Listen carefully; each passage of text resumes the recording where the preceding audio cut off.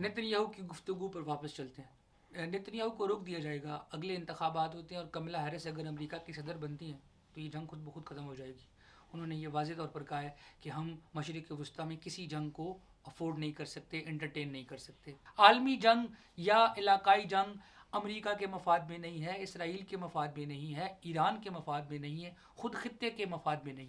Saudi अरब का फ़ैसला Saudi अवाम का फ़ैसला नहीं होता, कुवैत का फ़ैसला कुवैती अवाम का फ़ैसला नहीं होता, मिस्र का फ़ैसला मिस्र की अवाम का फ़ैसला नहीं होता, क्योंकि वहाँ मौजूद रिजीम्स अपने अवाम की रिप्रेजेंटेटिव नहीं है, वो किसी डेमोक्रेटिक तरीके से मुंतखब होकर नहीं आए।